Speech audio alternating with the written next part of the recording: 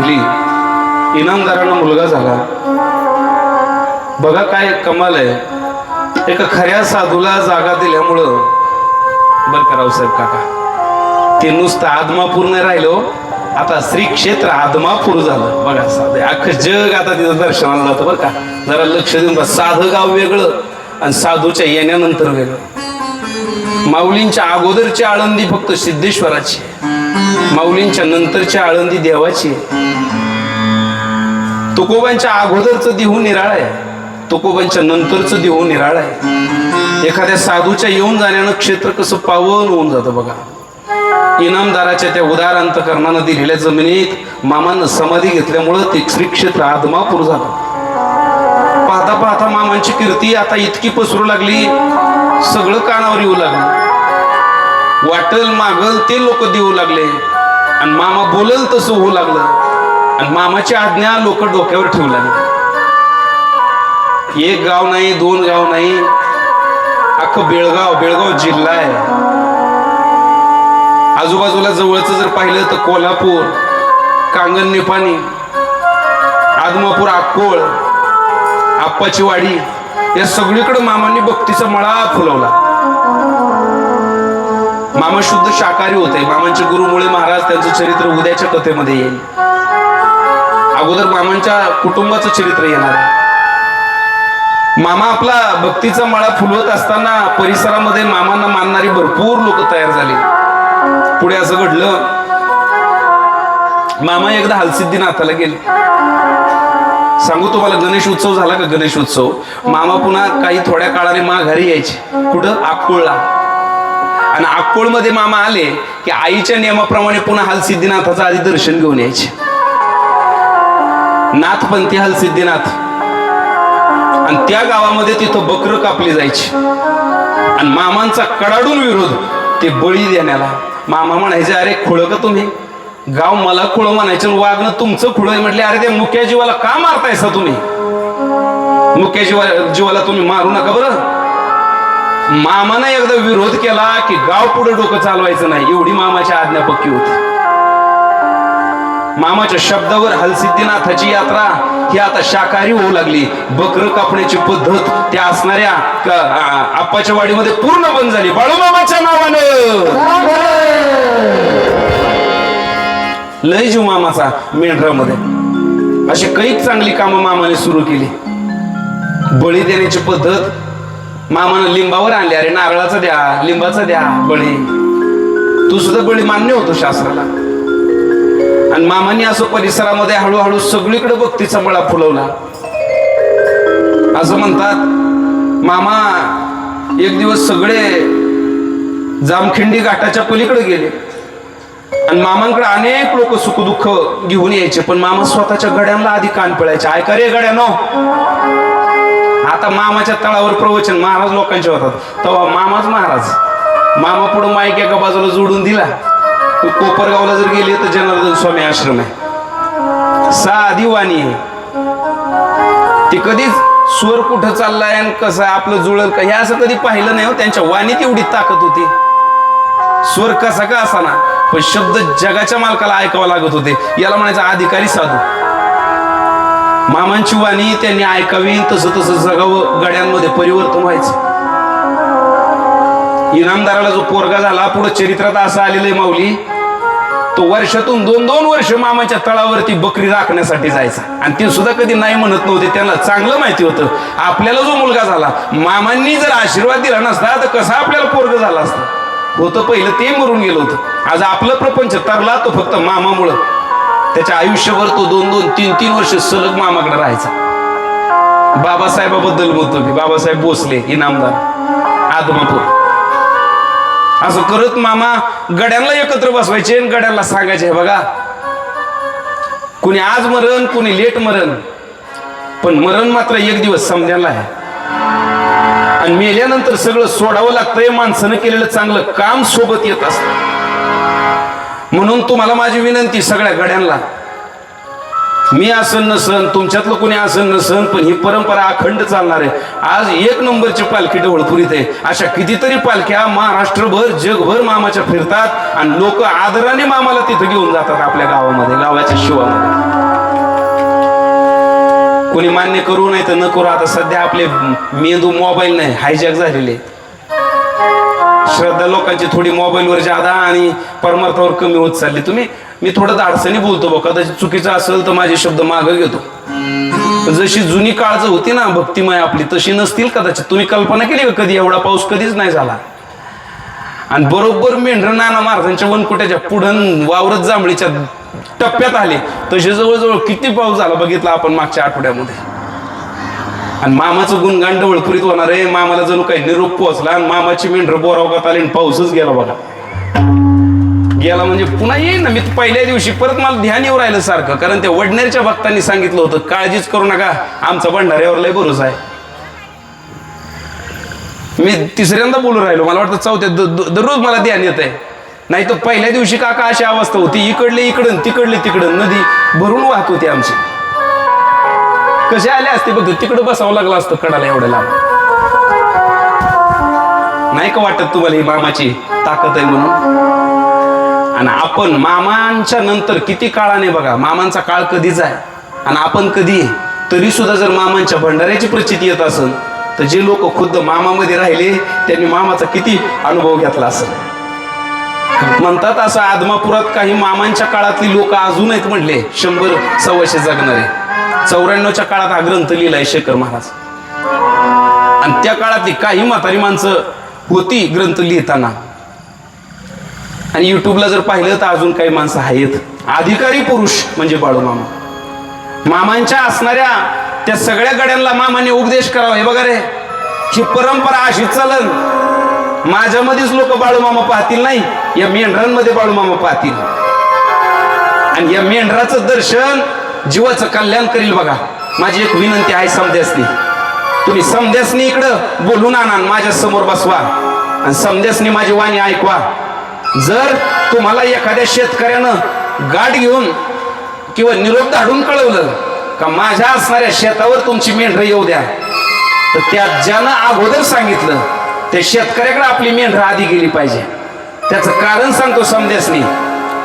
ही जी जमीन आहे का नाही, ह्या जमिनीचा मालक आपल्या तळावर निरोप धाडतोय आणि तो निरोप जेव्हा इथं पोहोचतो तो सगळा संवाद त्या काळ्या आईला ऐकायला जातो. आणि या मेंढराची वाट त्या असणाऱ्या शेतकऱ्याची जमीन पाहत असते. आणि तुम्ही जर त्यांना फसवलं तर ती जमीन शाप देते आणि तो शाप तुम्हाला गड्यांना लागल. म्हणून ज्यानं नंबर लावला असेल त्याच्या शेतावर अगोदर मेंढर जाऊन द्यायचे, दुसऱ्याकडे मेंढर पाठवायचे नाही. काय मामांचा उपदेश असायचा. आणि ऐका, मेंढ्यांपासून निघणारं उत्पन्न, त्याच्यावर जेवढी गडी मंडळी तिथं कामाला असतील त्यांचा उदरनिर्वाह चालवा, आपलं दळणवळण चालवा, कोणाला त्रास देऊ नका, इच्छेप्रमाणे वागा, ही मामांची न्यायनीती नीतिधर्म त्यांना सांगायचा. सिद्धलिंगा नावाचा, सिद्धलिंगा नाव जरा तिकडल्या भागातले बरं का, परत सांगतो. 2 भाषा होत्या मामांना, कन्नड आणि मराठी अशी दोन्ही भाषा यायची. सिद्धलिंगा नावाचा व्यापारी होता. ही मेंढीची लोकर आहे का नाही ती त्यांना दिली जायची. सिद्धलिंगाला मामा जवळ बसून घ्यायचे. सिद्ध्या, अरे तुला सांगतो तेवढं ध्यानात ठेव बरं. होय मामा, 1 रुपयानं तू नफा घे जा, पण जास्त नफा माझ्या असणाऱ्या या चित्राबाच्या केस लोकरीवरती तू कमवू नको बघ. आणि कमावलाच तर इकडं मामाला कधी विसरू नको बघ. पण पैसा वाईट आहे हो. माणसाला मोह झाला का माणूस साधूला सुद्धा फुशितो. मामानं सांगितलं होतं एवढाच नफा घ्यायचा बरं, तळाला बट्टा लागता कामा नाही. पण सिद्धलिंगा मामानं सांगितल्यावर 4-2 महिने ऐकलं आणि त्याच्यानंतर त्यानं जो रपाटा लावायचा तोच लावला. इतके पैसे घ्यायचे त्याच्यावर, इतके पैसे घ्यायचे. कधी कधी मामाकडे तक्रारी यायच्या. तो जान बनवायचा, खोळी बनवायचा, पण निरोप मात्र मामाकडे यायचा. सिद्धलिंगाला सांगितलं, हे बघ तुला अजून मी समजून सांगतोय बरं, जर तसं नाही झालं तर मग माझ्या असणाऱ्या तुला रागाला बळी पडावं लागल. पण त्याला काय मोह आटपत नव्हता. सिद्धलिंगाला सांगितलं, तुला जर असं करायचं नसेल तर ह्याच्यातला वाटा जर इकडे द्यायचा नसेल आणि मापात जर घ्यायचं नसेल तर माझी शापवाणी तुला भोगावं लागन. तुला माणसं सुद्धा शेवटच्या टप्प्यात उचलायला गावणार नाही. आणि मग प्रवास करत होता. मामाने सांगितलं होतं अतिरेक करू नका, नीतिधर्म शिकवायचे गाड्यांना, व्यापाऱ्यांना. अतिरेक करू नका, अति घेऊ नका, घेतलं तर दिल्याशिवाय राहू नका. तळाचा वाटा तळाला द्या, देवाचा वाटा देवाला द्या. मुक्या जनावरांना खाऊ घाला, पाणी द्या, दारातल्या अतिथीला जीव घाला. मामाचा नीती धर्म. गाडगे महाराजांची आठवण आली बोलता बोलता. सगळ्याला सोबत घेऊन चला रे, त्या मुक्या प्राण्यांना तोंड नाही बरं, त्यांच्याकरता 2 हात पुढं करत जावा, मामाचं वाक्य.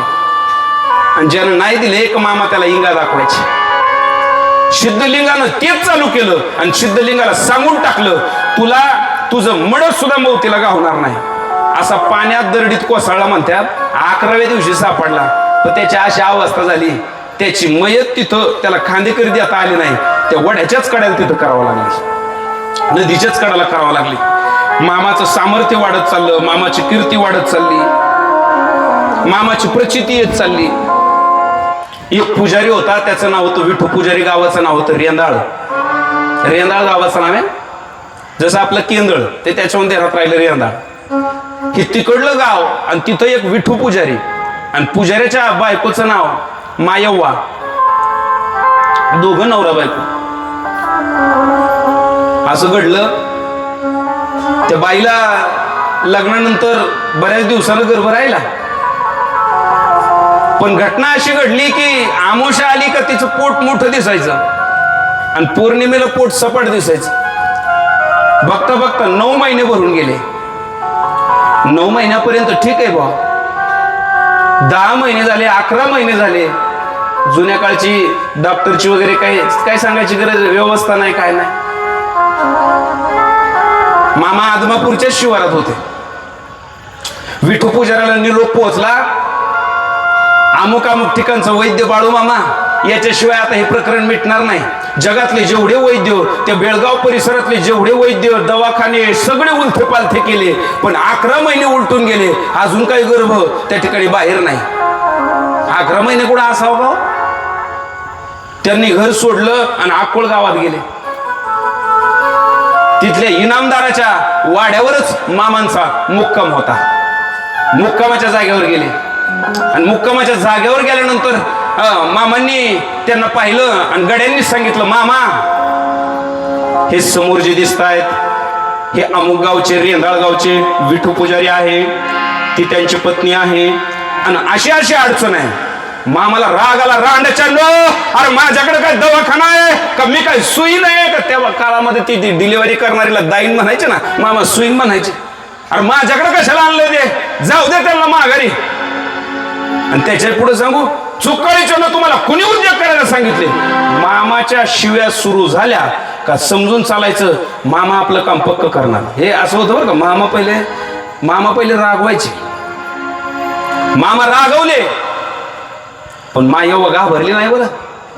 हिंदी वाक्य एक, मरता क्या न करता, असं हिंदी वाक्य. परिस्थिती तशी आली होती. मामांच्या समोर हात जोडले. मामा, आमची अपार श्रद्धा आहे, तुमची कीर्ती ऐकून आलेलो आहे आणि तुमच्यामधलं सामर्थ्य परिसरातून आमच्या कानावर पडल्यामुळं काही जरी झालं आम्ही मामाचे पाय सोडणार नाही, एवढ्या हट्टानं सांगितलं आणि अंग टाकून दिलं तिने तिथं खाली. अजिबात जमणार नाही, निघा इथून. 1 दिवस जाऊन दिला, अख्खा 1 दिवस. 11 महिन्याचा गर्भ आहे पोटात, 12वा महिना सुरू झाला आहे. 9 महिन्यात डिलिव्हरी व्हायला पाहिजे, बाळांत पण व्हायला पाहिजे. दुसऱ्या दिवशी मामा फिरून आले, त्यांना समोर पाहिलं, परत शिव्या दिल्या. संध्याकाळ व्हायला आली, मामाला किव आली, इठू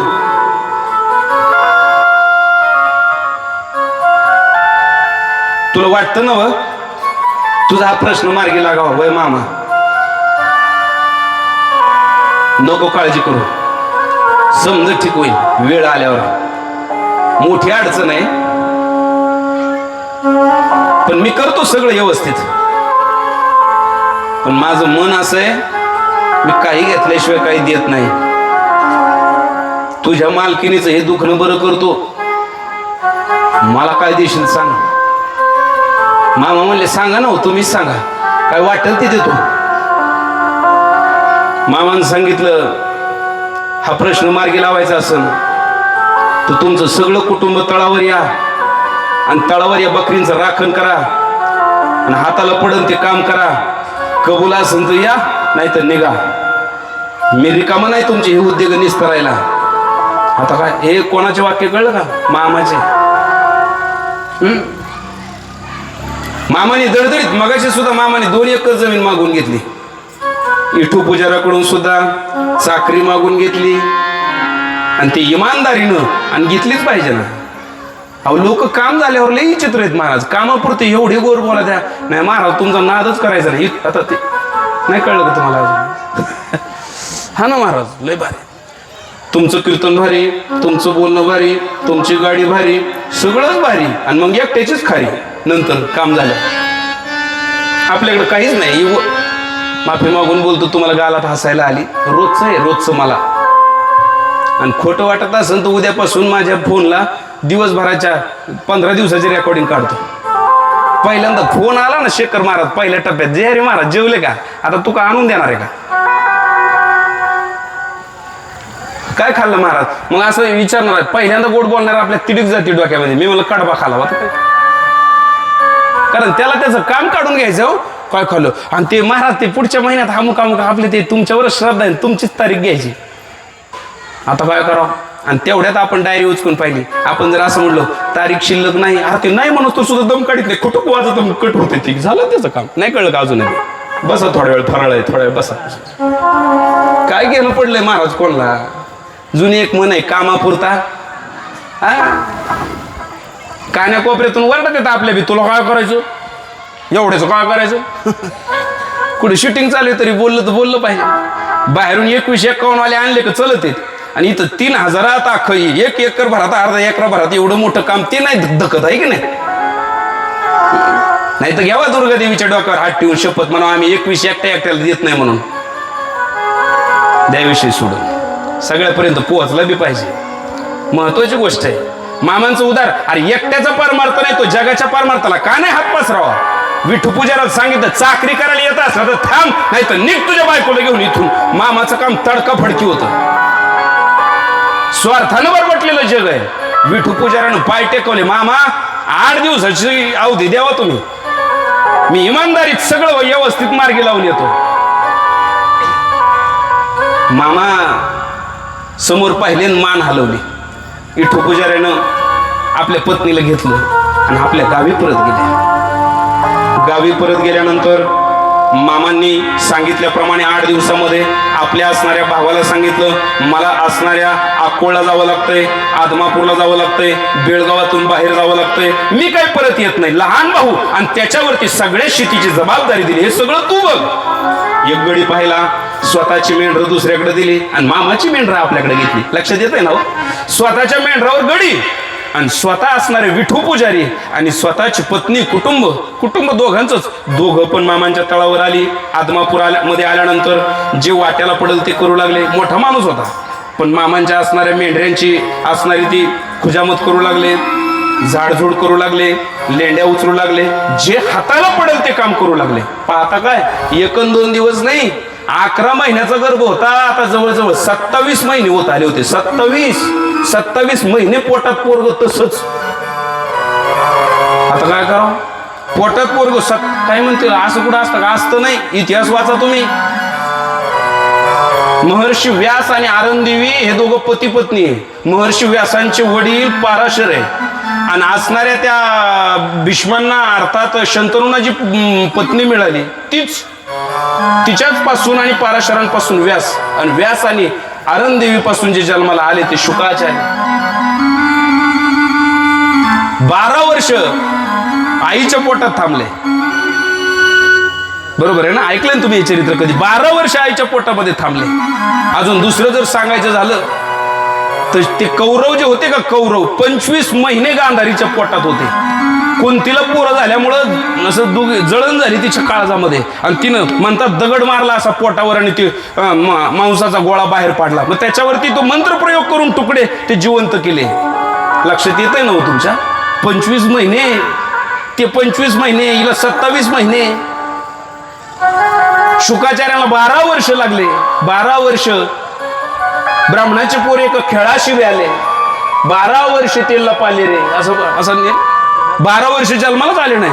काय ते आईची अवस्था झाली असं तुम्ही विचार करा. अजून 2 जण ते 100 वर्ष जन्माला आले नाही.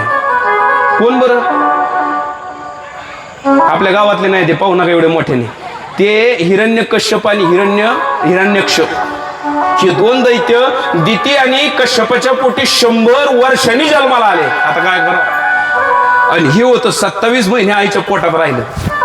आणि 27 महिने एवढं सगळं वज सोबत वागून आणि मामांच्या मेंढरांचं राखण करू लागले, मामांसोबत काम करू लागले, मामांसोबत सगळी सेवा करू लागले. मामाने आदोर परीक्षा पाहिली. मोबदला तर घेतला. काय मोबदला? चाकरी करायला लावली. परीक्षा पाहिली, श्रद्धा पाहिली, भक्ती पाहिली, भाव पाहिला. आणि आता मेंढर चारून रानमाळ फिरून लांब पर्यंत जाऊन गणेश उत्सव झाला आणि मामाची मेंढर अक्कोळाकडे माघारी फिरली. मामांची मेंढर माघारी आली. अक्कोळमध्ये आल्यानंतर रेंदाळकरांना बोलून घेतलं. मामांनी भंडारा घेतला, मामांनी नारळ घेतलं आणि असणाऱ्या विठू पुजाऱ्याच्या हातात दिलं. सांगितलं आता तुम्ही बिंदास जावा. आणि त्या असणाऱ्या त्या विठू पुजाऱ्याच्या मायवाला सांगितलं, लेकी काळजी करू नको, आता मामाचा शब्द आहे, लवकरच तुला मुलगा होणार आहे, जा घरला. आणि मामांच्या शब्दाप्रमाणे घरी आली. एवढ्या लांबचा प्रवास करून 27 महिने पूर्ण सेवा होईपर्यंत पोरग पोटात. आणि घरी आली. आणि घरी आल्यानंतर अगदी आठवड्याभरातच अंतरानंतर तिला असणारं बाळ झालं. आणि त्या बाळाचं नाव बाळूच ठेवलं, बाळू मामाच्या नावानं. मगाच्या बाळाचं नाव बाबासाहेब आणि या बाळाचं नाव बाळू ठेवलं. बाळूच्या या जन्मानंतर 5च्याच दिवशी मामाला रथ दाढला आणि विठू पुजाऱ्यांनी बोलून घेतलं. आणि मामांनी त्या ठिकाणी त्या मुलाचं नाव बाळू मान्य केलं. आणि त्याची सगळीकडे कीर्ती होऊ लागली. ते पोरग सुद्धा गुणी होतं. ते सुद्धा त्या मगाच्या बाळूसारखं दर असणाऱ्या वर्षातून 2दा-3दा मामांच्या सेवेला मामांच्या असणाऱ्या तळावर येऊ लागलं. मामांच्या तळावरती सेवा करू लागलं. मला सांगायचं तात्पर्य बघा, हा सुद्धा प्रश्न मामांनी मार्गी लावला. होत नव्हतं ते झालं. आणि पुढचं बोलू, स्वतःच्या घरातलं होत होतं ते मेलं. नाही कळलं का तुम्हाला? अरे तुकाराम महाराजांनी सुद्धा मेलेला एक जीव जिवंत केलाय कीर्तनामध्ये, पण स्वतःच मांडीवरचं पोरग नाही वाचवता आलं. हे ज्याला कळन त्याला कळन. कृष्णाने अनेक बंदीखान्यातल्या 16,108 मोकळ्या केल्या, पण स्वतःची जन्म देणारी आई 14 वर्ष जेलातून काढता नाही आली. नाही कळलं का तुम्हाला? संतांना लिमिट आहे. स्वतःचं प्रपंच करायला गेलं की त्यांची विद्या गायब होती. त्यांना विद्या जगाकरता दिलेली असते. ती तुमच्या घराकरता वापरली का ती तिचे मंत्र बोध होतात. अरे जगाच्या कल्याणा म्हटलंय का घराच्या कल्याणा? बरेच साधूच्या रूपात घराच्या कल्याण आहे, लक्ष देऊ नाही का? पण जगाच्या कल्याणात संतांच्या विभूती, जगाचं कल्याण करण्यासाठी त्यांच्याकडे त्या विद्या असतात, स्वतःसाठी वापरता येत नाही. तरी सुद्धा मामानं प्रयत्न केला. मामाच्या पत्नीचं नाव सत्यावा, त्या दिवशी तुम्हाला सांगितलं.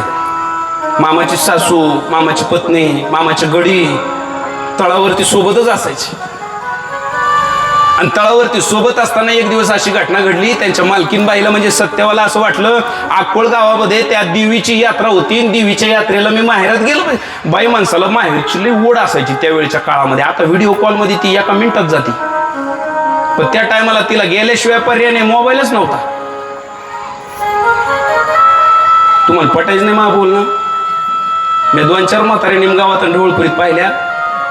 आता 10-15 वर्षापूर्वी, 10-1 वर्षापूर्वी जेव्हा आलो तेव्हा तवर होतं जात. त्याचं नाव जात ठेवल्यामुळे जात म्हणजे ते गेलंच, आता नाही. आणि ते जात्यावरती बसली कशी खरगुरुजी, ती म्हातारी दळण दळायची कुठं तिच्या घरी, पण गाणं इकडलं नव्हती म्हणत ती माहेरचं. ते काहीतरीच भावाच्या वाड्याला सोन्याचं कुलूप, पण ती बरंच म्हणायची माझ्या पाठ नाही एवढं. आपण बसली सासरला आणि गाती माहेरचं, एवढं प्रेम. आणि मग असणाऱ्या सत्यवाला वाटू लागलं मला सुद्धा यात्रेला जायला पाहिजे. माहेरचं प्रेम मामाला काहीतरी अगोदरच कळालं होतं. मामानं सांगितलं. मामाला वाटलं आता हिच्या पोटामध्ये गर्भ आहे आणि बऱ्याच वेळेला त्या काळामध्ये अडचणी उभ्या राहायच्या. जागा खराब असणं, एखाद्या जागेला दोष असतो बरं का. आणि त्या जागेवरून जर पाय, गर्भवती बाईचा पाय पडला तर पायातून ती ऊर्जा प्रवेश करते आणि गर्भाला अडचण येते, असं होतं बरं का. आणि म्हणून मामांची इच्छा होती तिनं जाऊ नये. मामांनी सकाळी सांगितलं तू जाऊ नको, रस्त्यात अशी अडचणी येईल. काय म्हणावं बरं बायकोना, तुम्ही काय देव लागून गेले का? आता काय करावं? हे असंच आहे बरं का. तुम्ही देव लागून गेले का तुमचं खरं व्हायला असं काय तुम्ही देव आहे का तुमच्याकडे काही विद्या अरे होती, पण जवळच्या माणसाला महत्व कळत नाही म्हणतात ते मात्र खरं. मामा आपले गप बसले. तसं बी बायकोने नवऱ्याचं ऐकलं मग बिचारा कशा शांत बसले बसा. सगळंच ऐकायचं असतोय. मग तिला बायको तरी कसं म्हणायचं, तिनं जर खरंच ऐकलं तर गावाला सुद्धा माहिती असतं हे खटगुळे ऐकणार नाही. मग त्याच्या बायको पण वशिला लावा तिकडे, मग ऐकन बरोबर. नाही कळलं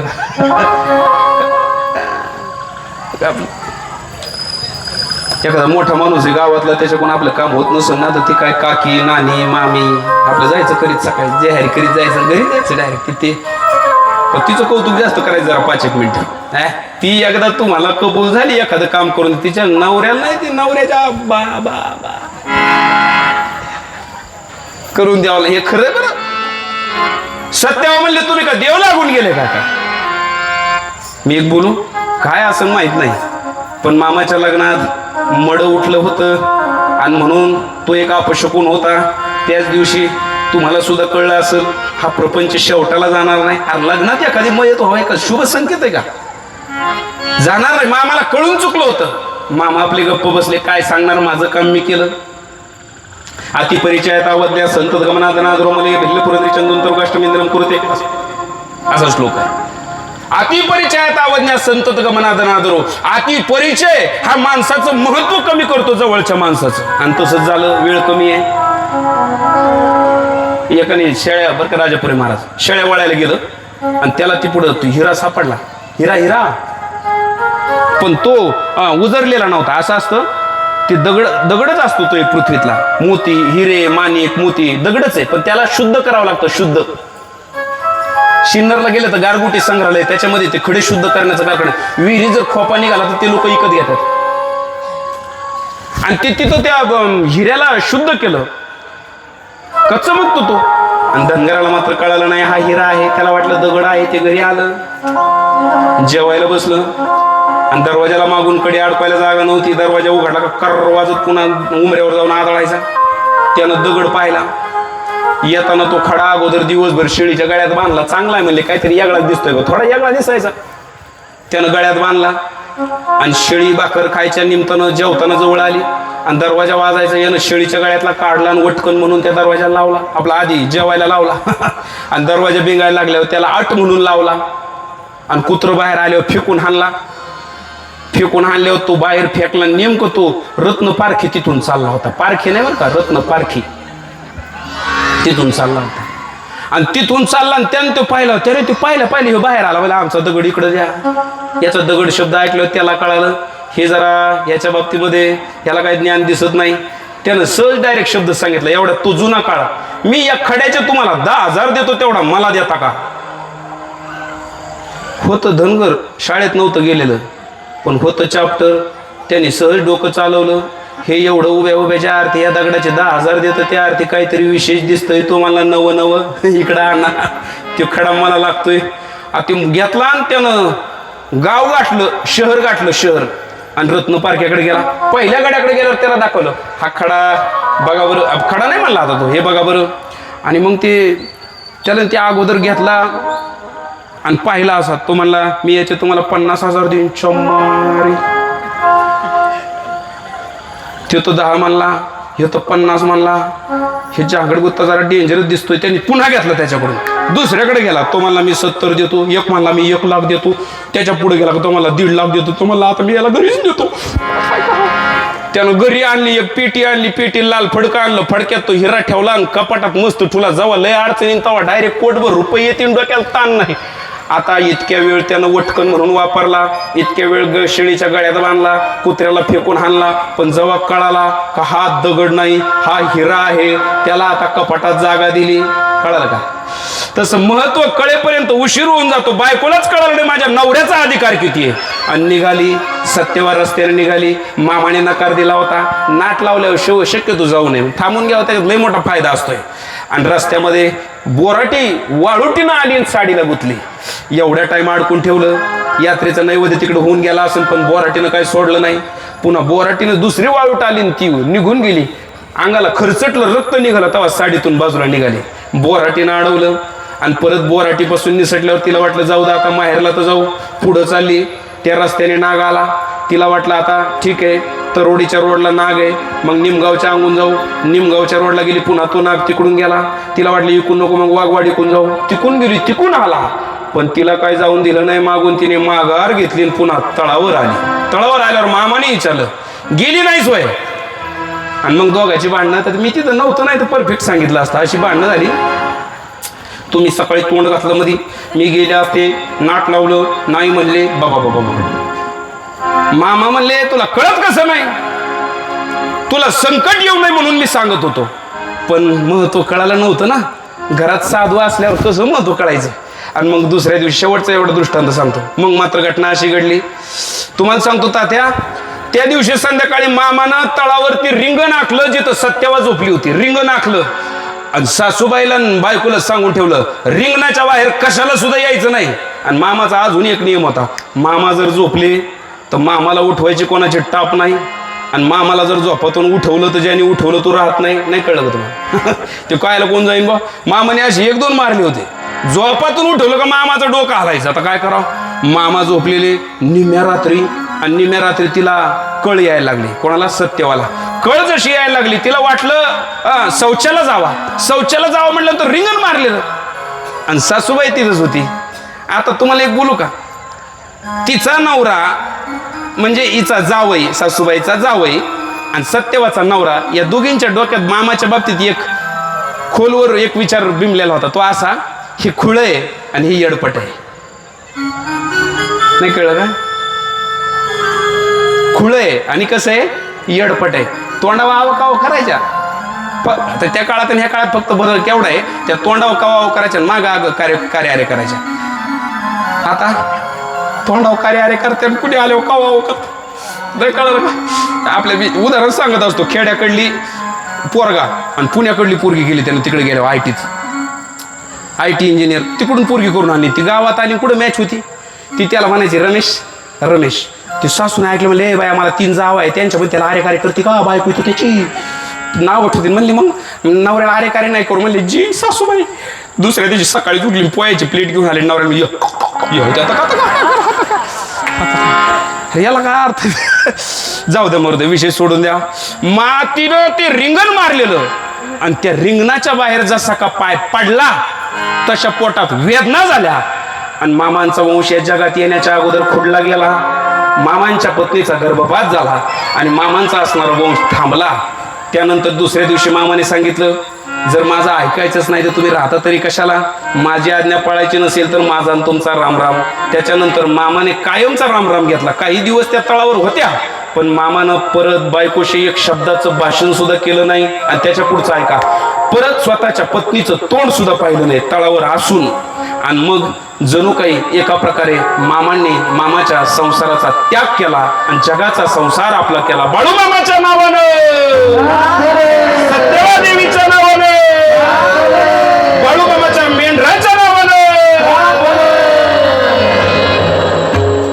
आणि मग अशा प्रकारे मामांच्या चरित्राचा विषय आता इथपर्यंत आलेला आहे. आणि आपले आज 9 वाजलेले, तसं वेळ जास्त निघून गेला. असो, उद्यापासूनची कथा पुन्हा प्रारंभ पावेल. आपण सगळ्यांनी मोठ्या हाजरीनं या. आता ते घ्यायचं की एकदा बंगाली बाबा. सगळ्या आयोजक मंडळींनी इथे येईपर्यंत एक कडू आपण बंगाली बाबा हलसिद्धीनाथांसाठी घेऊया.